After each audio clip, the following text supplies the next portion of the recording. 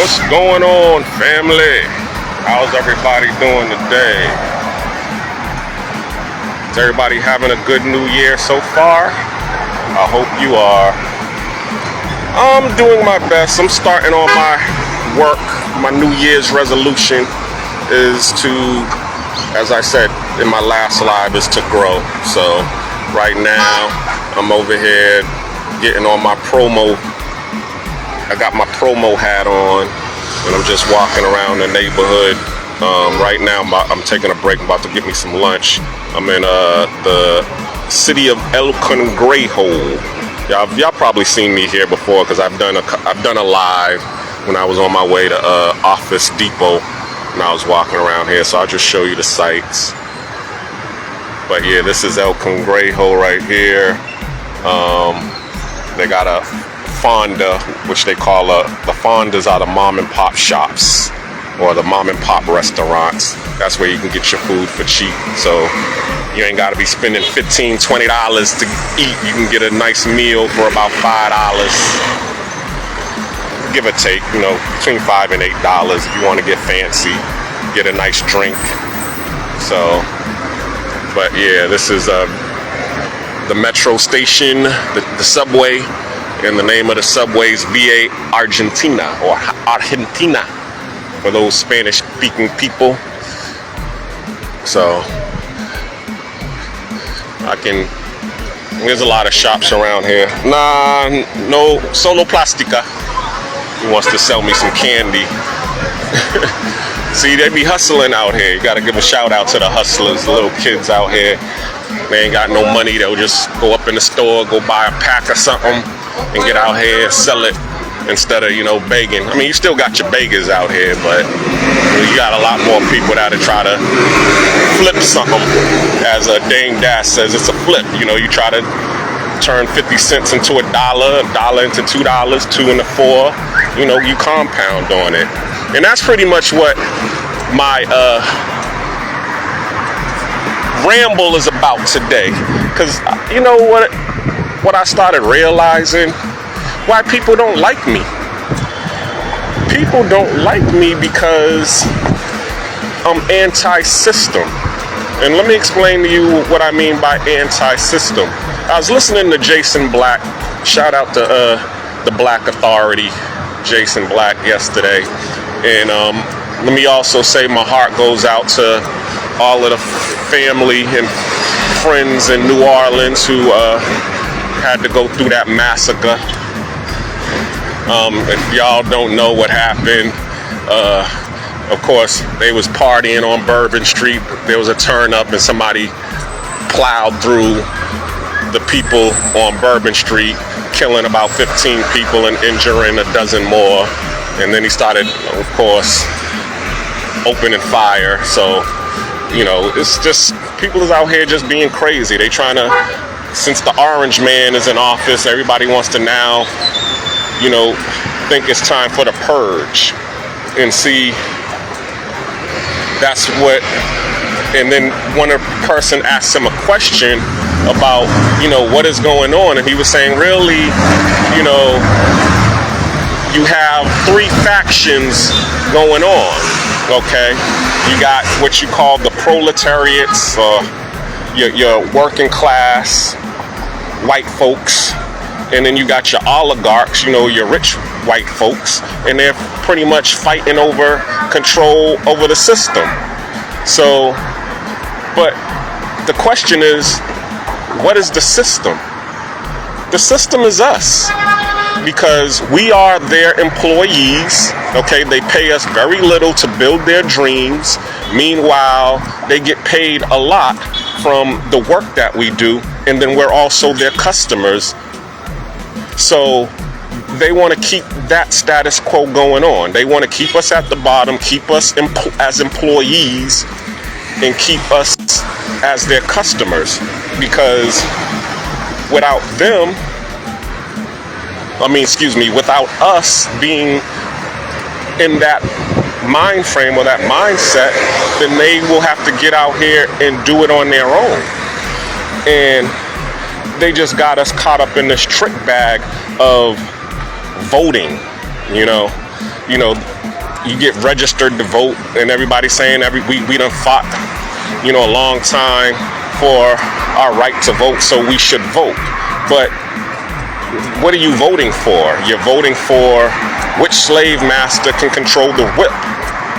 And see, when I come out here and I say that to people, the people who are pro-system, just like in the Matrix, you know, I don't care what you're saying, because the alternative is I'm going to have to get out here and do for self and get it out the mud on my own, and I don't want to do that. There's already a system here, you know, that I can use.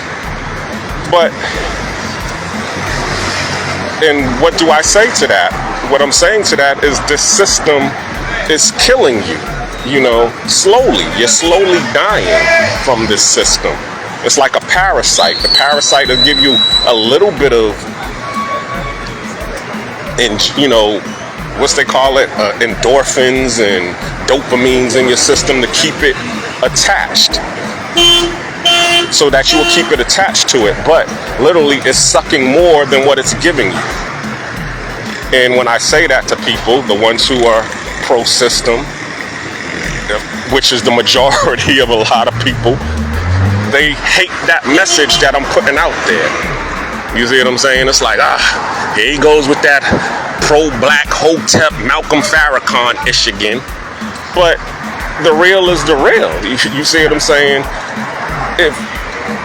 You know, I watch a lot of cartoons, so, you know, it's pretty much the whole scenario with, what's his name? The X-Men. And that's a great analogy. The X-Men, because you have you got Professor X, who's pro-system, or saying, yeah, we can actually change the system from the inside. You know how all of the activists would always talk about, you know, getting into the system and trying to change the system from the inside. And then you had Magneto, who was like, yo, fuck that system, excuse my language, we need to just create our own system. And see, I'm on that side of Magneto. I'm like, yo, let's create a Genosha. You know, we are the ones who built America in the first place. That we're the one who built this system. So, and this system is killing us because they built it with them of, you know, controlling it. So, excuse me, for me, so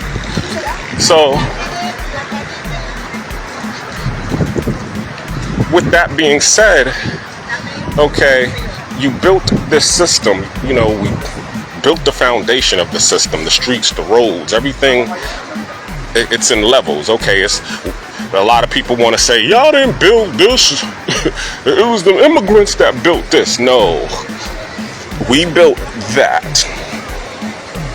What you all are building on and walking on right now, we were the architects of that. We built this. So, and you all improved on it. We were the founders of what you would see in America, and also here in Central America, because slavery was throughout all of the Americas, North America and South America. It's just that America was one of the last countries to end slavery. Okay, but then they instilled a different kind of oppression, which was segregation, which was actually a good thing for us, because that's when we prospered more, was when we was away from them, when we had our own ish. And you know, and everybody in our family, we had family members, grandparents who had their own farms, their own houses, and then, as we know, the children went up north because of the factory jobs. Here's the 24-hour diner right here that everybody goes to. So, anywho, keep going. But we had the farms,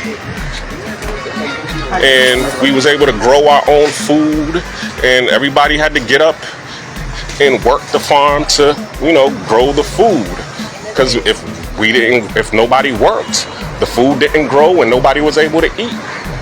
And then the factory jobs came, and a lot of the kids went away to college or went away from the farms and went to the factory states up north and got jobs working in the GM and Ford and all of these different factories. Even in Boston, they had the shoe factory. There was another hustler right there. So,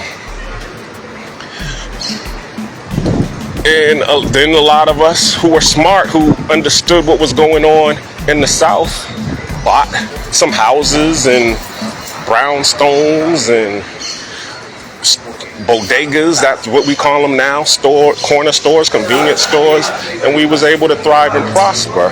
But the white folks seeing, okay, damn, they doing good without our intervention. They actually doing a whole lot better than us.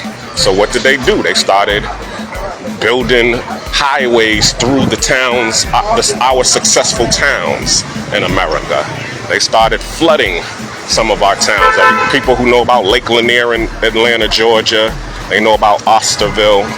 That was a successful black town that they actually flooded and killed all of the people in the town. That's why all these white folks who go swim in Lake Lanier disappear, because you done tried to erase us from history, and it just continues on till today. And I see it.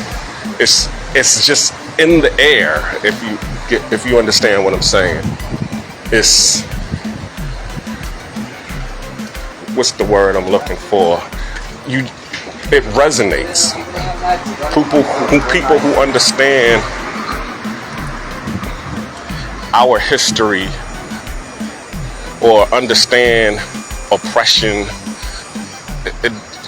after a while, when you see it going on, you start to get in frequency with that history, with the DNA of your ancestors, and that's what's going on with me. Okay, it's all intertwined in my DNA, and as life goes on, I start unlocking a lot of this history, and it starts to make sense. It's like, wow, okay, what is the answer? Me, as I said, I'm on the Magneto side. I'm like later for that system. Let's get out here and build our own system. So I went from being an ex-man to an expat. You see what I'm saying? From black cleaner to black expat. You're getting it now? It's all starting to, come together full circle. We need to exit, the whole black sit and create our own thing, because if we stay there, I'm not going to say that we can't stay there. I'm just saying, because the ones who was able to lock in and get pieces of real estate, here's the park in El Cangrejo. It's real nice. I like this area. I try to show you all Panama. And this is the area that many black folks, when they come to Panama, this is the area where they actually, many other tourists as well, this is where they all congregate at. You see what I'm saying? So, because there's a lot of shops, and as you can see, they got a lot of high rises around here. But around here, you're gonna pay. This is where people come and they'll pay the top dollar to be here. This is actually a club that plays house music and electronica music, but it's also an alternative club, as you can see. You could just look at it and tell that it's an alternative club. And I was up in here and I was enjoying myself until I realized, okay, this place is getting a lot of alternative people up in there. No Diddy, pause, all that. So I wasn't with it. It was a mixed crowd, but there was more of them than there was.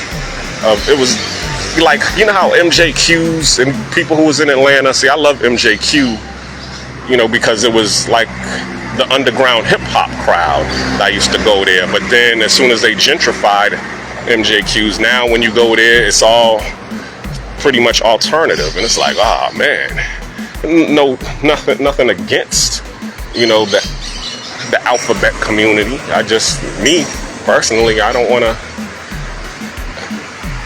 want too many of y'all. It's like, you know how it is with white folks in their neighborhoods. You know, it's like, okay, it's okay when one or two of you all move into our neighborhood, but when y'all got about 100 of y'all in the neighborhood, that's when the neighborhood, there is no more neighborhood.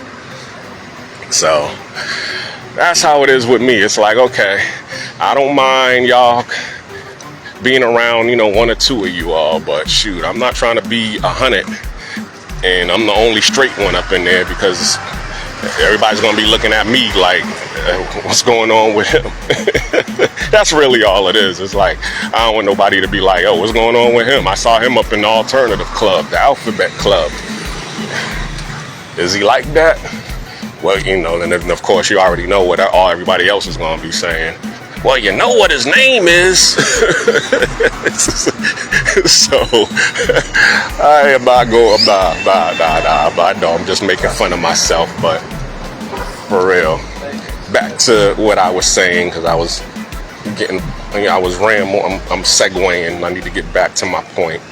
Pretty much my point is going back to go get something to eat also. But yep, here's El Cangrejo. Nice area.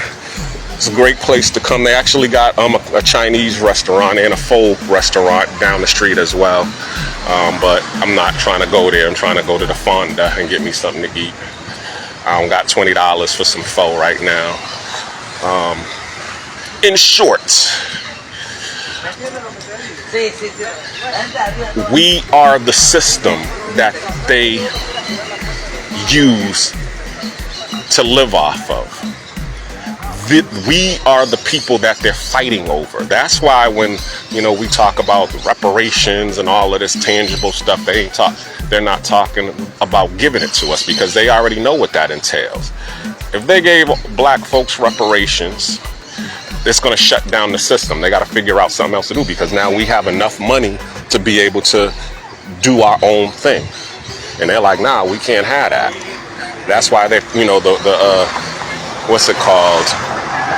The immigrants, or not the immigrants, the working class white folks are saying, bring the immigrants in, because these black folks is smarting, they're woke, they're waking up, they're smartening up. So we need to find a replacement for them, or a buffer for them. And the rich oligarchs are saying, no, we don't want the immigrants up in here, or a whole bunch of immigrants up in here. No, we're just going to put the black folks in their place like we used to do back in the days.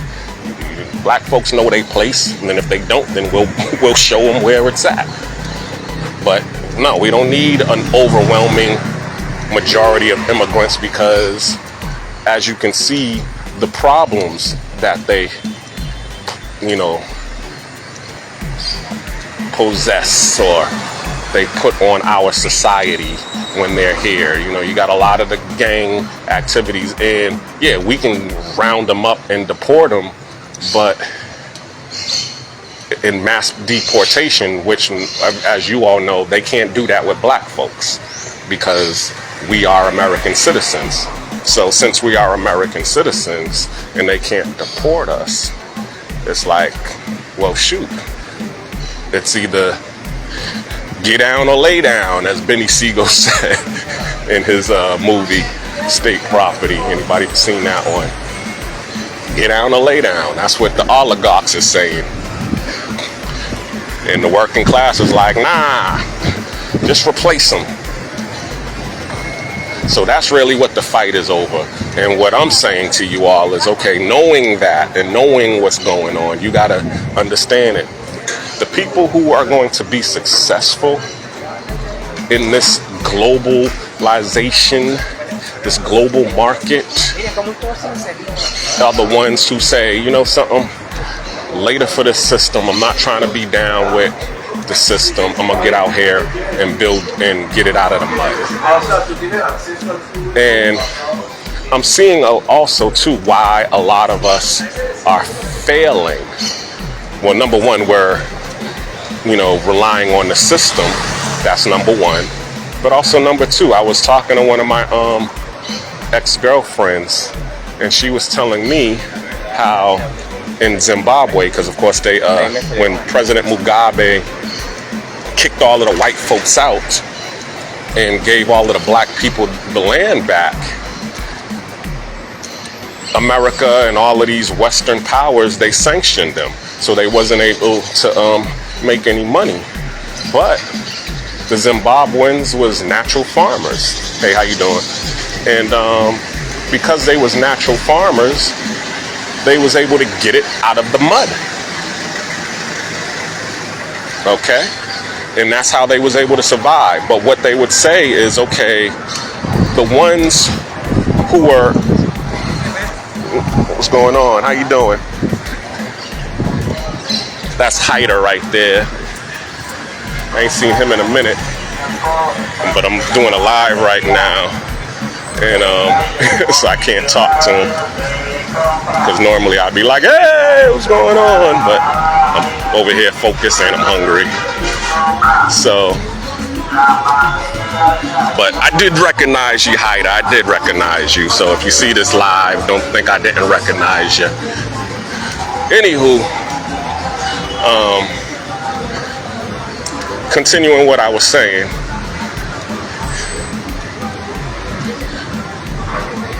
Sorry, I lost my train of thought. Bear with me. Sound like my daddy. Give me a minute. Rest in peace, Pops.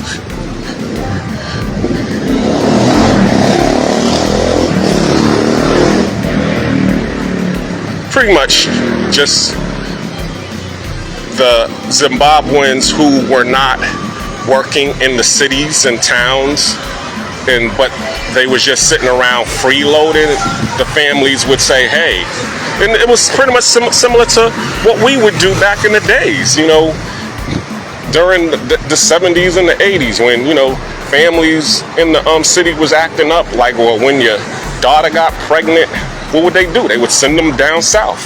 Or if the son was acting up, he done got in trouble with the law, they would just send him down south. And they'd be on the farm and working on the farm, getting that discipline from working on the farm.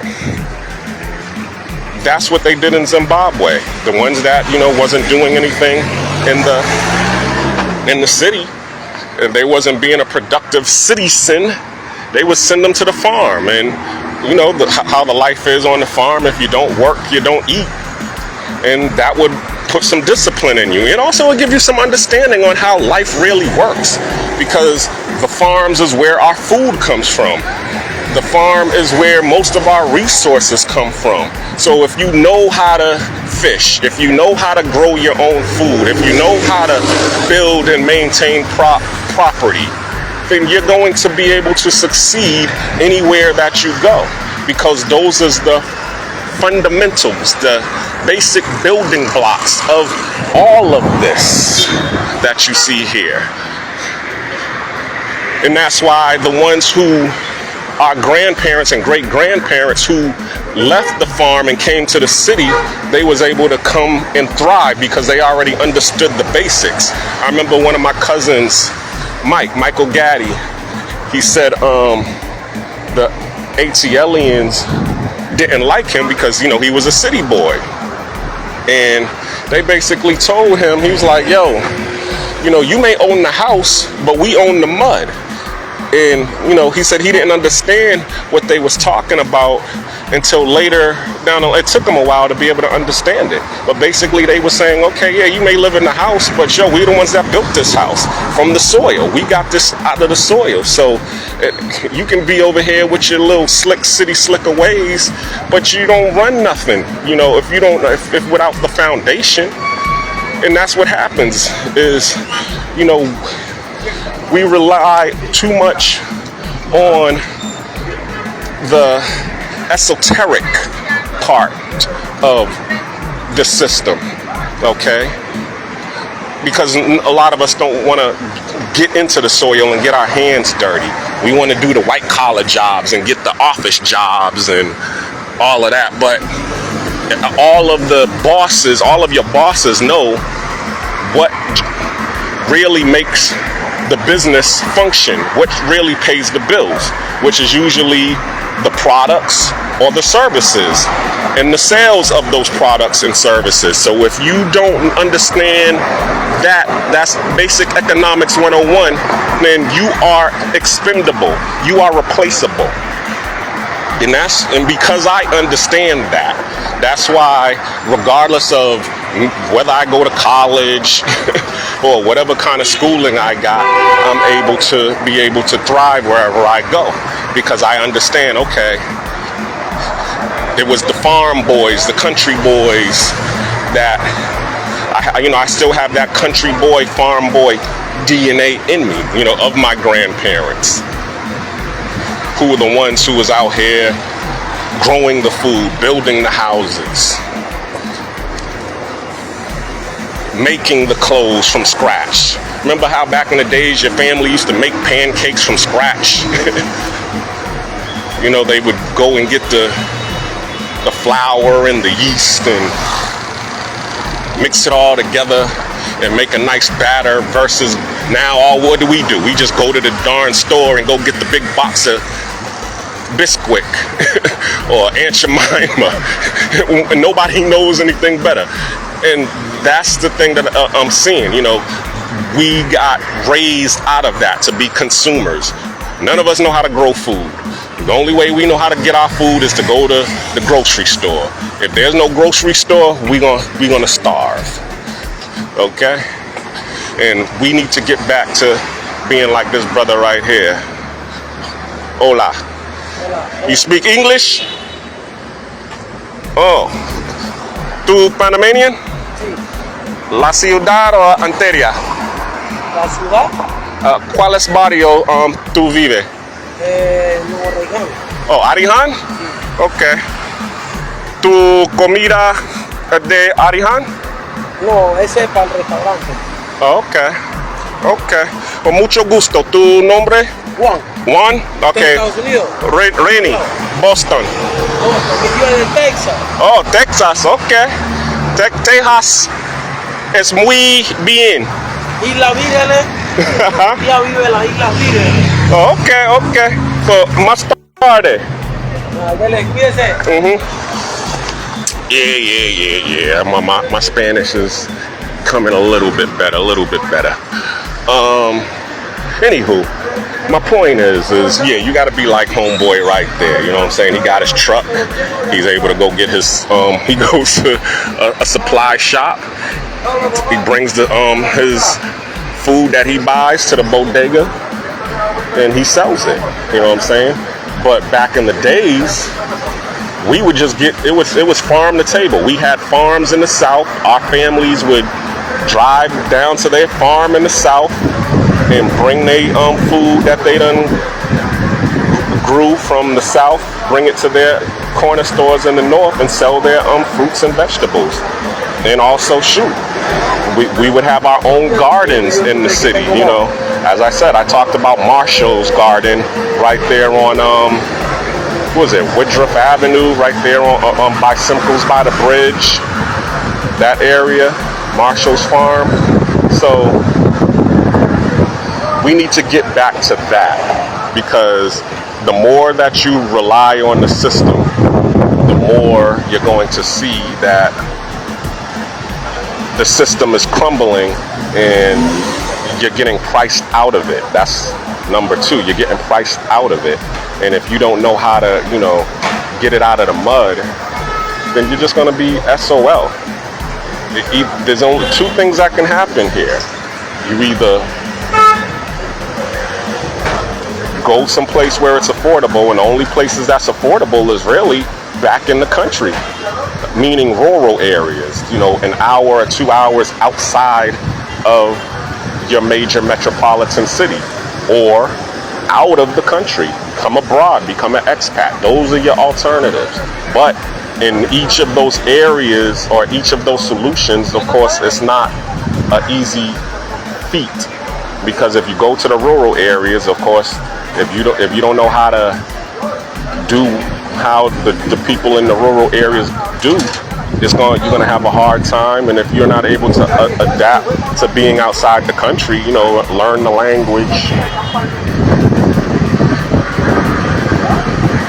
learn the customs, then it's also gonna be a hard.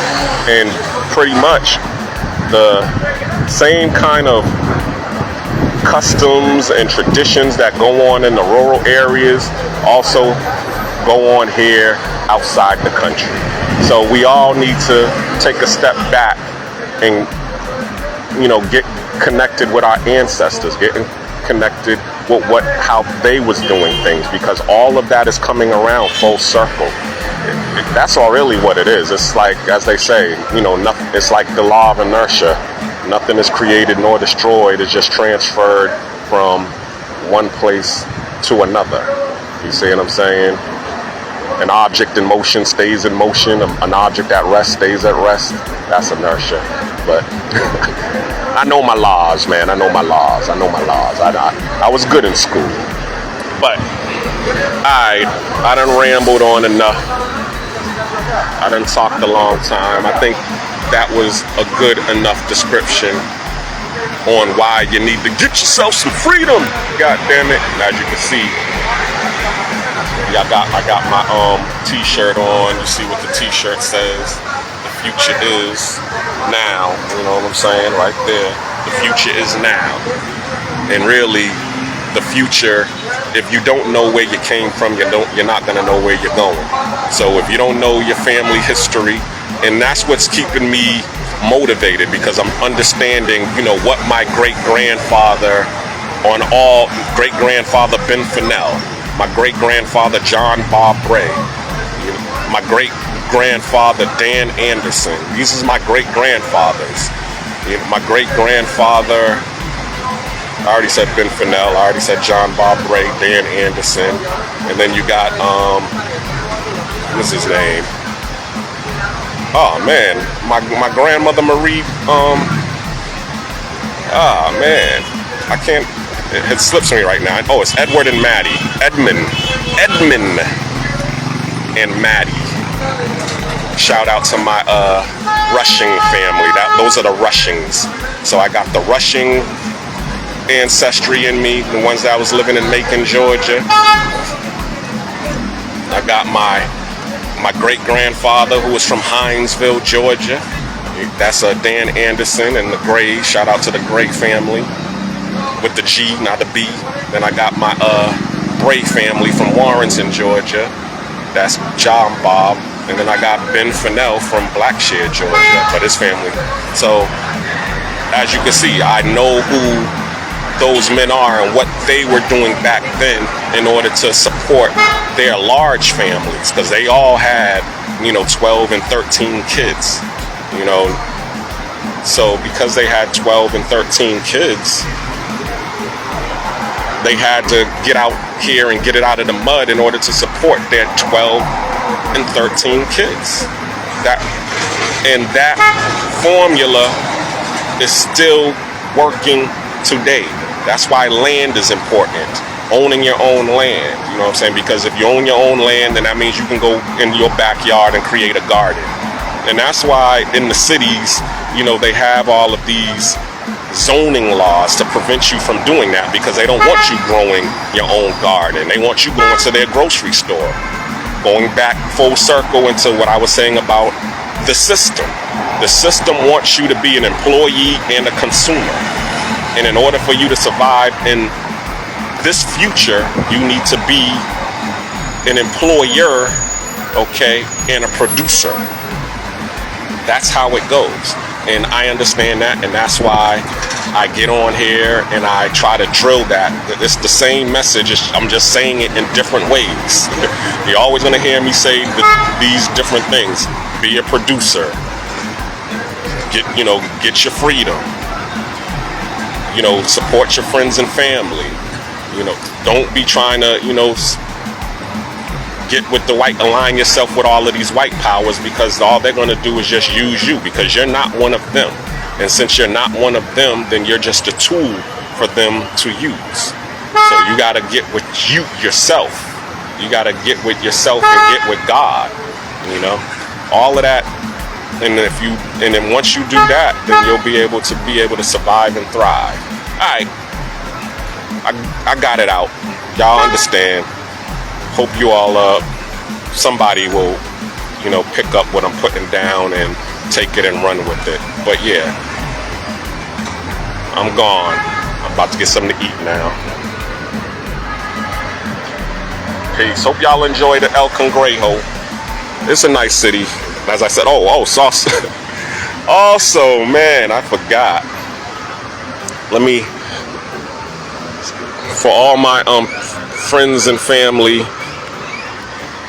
coming to Panama, let me break this out. I should always have it out, but I don't. Number one, shameless plug, support my YouTube page, from Black Cleaner to Black Expat. Hint, hint. But also two, okay, got my little flyers here. So this is what I'm promoting right now. So for those who come to Panama, where is it at? Oh, here we go. Let me set them right here. For those that are coming to Panama, let me show you my flyers that I'm promoting right now. I'm gonna be promoting my man's club, the sports bar. The name of it is Daiquiri 23. So that's what I'm doing right now. I'm hitting the streets, trying to, as I told y'all, get it out the mud. Darn it. I need to get my ish together.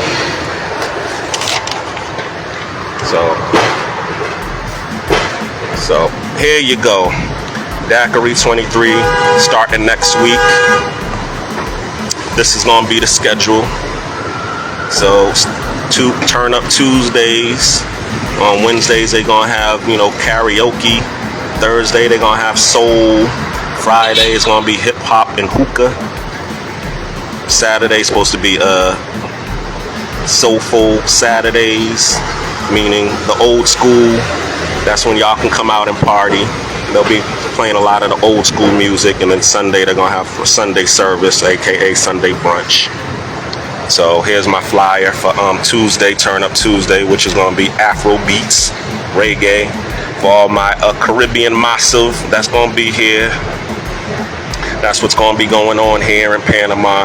Because as I told y'all, if y'all follow my lives, then y'all know that there's not a big Black American community here, so the influence of Black Americans is not here.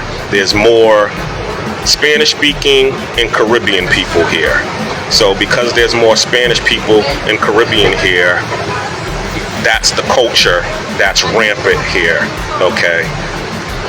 What I'm showing you right here, the hip hop, the R&B, the soul, that's a niche, that's a rarity here. So, because my man Jeff at Daiquiri 23, he opened up his sports bar. He's a Black American expat from Ohio, okay? So he's one of us.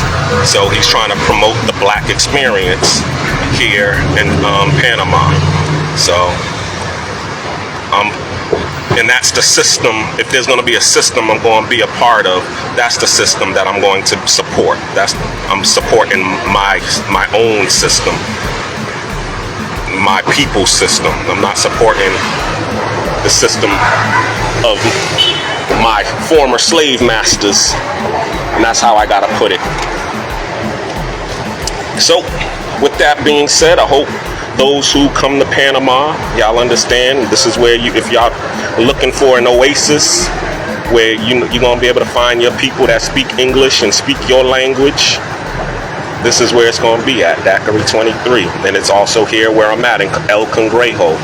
I'm not too far from it, but as I said, I'm out here promoting. So, alright, with that being said, it's your fam signing out. Peace.